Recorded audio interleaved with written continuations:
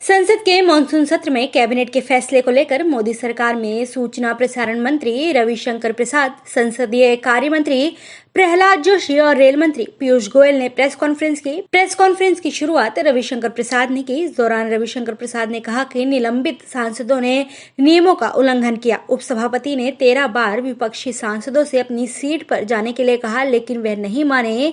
हरिवंश जी ने 13 बार अपील की थी कि आपका मोशन है कि इसको सेलेक्ट कमेटी में भेजना है, मुझे इस मोशन को टेक अप करना है, आप कृपया करके अपनी सीट पर जाइए।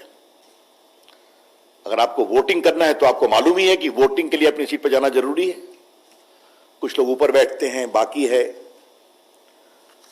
ये हमारे पास हाउस की कल की प्रोसीडिंग है।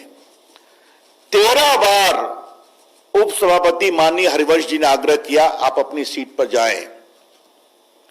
आई want to repeat 13 times, it's a matter of record, 13 times the honourable deputy chairperson requested you please go back on your seat. वो नहीं गए, तो आप अपनी सीट पर जाएंगे नहीं तो वोटिंग कहां से होगा। प्रसाद ने आगे कहा कि अगर मार्शल नहीं बचाते तो विपक्षी सांसद उपसभापति के साथ मारपीट भी कर सकते थे। रविशंकर प्रसाद ने कहा, हरिवंश जी उसी गांव से आते हैं जहां लोकनायक जयप्रकाश नारायण का जन्म हुआ था। ऐसे विद्वान उपसभापति के साथ इस तरह का व्यवहार किया गया। बिहार की जनता इसका जवाब देगी, देश भी देगा। यह नहीं चलेगा। जिस तरह की शालीनता का हरिवंश जी ने परिचय दिया है, मैं उसकी तारीफ करता हूं। विपक्षी पार्टियों को बिहार में जवाब देना होगा। मैं इसे राजनीतिक मुद्दा नहीं बना रहा हूं, लेकिन इसका जवाब देना होगा। तो आपने देखा होगा संसद के इतिहास में कल का दिन सबसे शर्मनाक दिन था। माइक तोड़ी गई, माइक का तार निकाल दिया गया और ऐसे लोग जो अपने पार्टी के दल के नेता हैं उन्होंने रूल बुक फाड़ दिया। ऐसे सज्जन जो 10 साल तक यूपीए के मंत्री रहे वो पोडियम पर आ गए और लगा कि डिप्टी चेयरपर्सन पर तो अब अटैक ही होगा। अगर मार्शल नहीं बचाते तो ये सारे वीडियो फुटेज में हैं, उपसभापति के ऊपर फिजिकल चोट की भी आशंका क्लियर थी।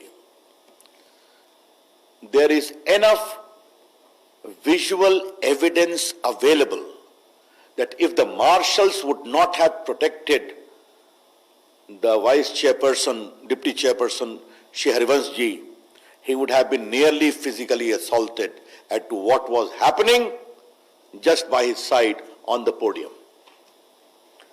और कई तो एमपीज ने जो उनका कागज होता है जो वो कॉल करते हैं कैसे कैसे वोटिंग, उसको उठा के फाड़ दिया। कुछ लोग टेबल पर चढ़ गए, आपने देखा है। मैं किसी का नाम नहीं लूंगा, ये सब आपके सामने है। रविशंकर प्रसाद ने कहा कि कांग्रेस की पूरी प्रक्रिया राजनीति से प्रेरित और झूठी है। हरियाणा के मुख्यमंत्री रहते हुए भूपेंद्र सिंह हुड्डा ने 2007 में ही कॉन्ट्रैक्ट फार्मिंग शुरू की थी, तब कांग्रेस ने इसका विरोध नहीं किया। कांग्रेस का दोहरा चरित्र सबके सामने आ गया है। कांग्रेस का संबंध बिचौलियों से है। रविशंकर प्रसाद ने आगे कहा कि प्रधानमंत्री ने देश को आश्वस्त कर दिया है कि एमएसपी नहीं हटेगी। हमने आज ही एमएसपी को लागू कर दिया।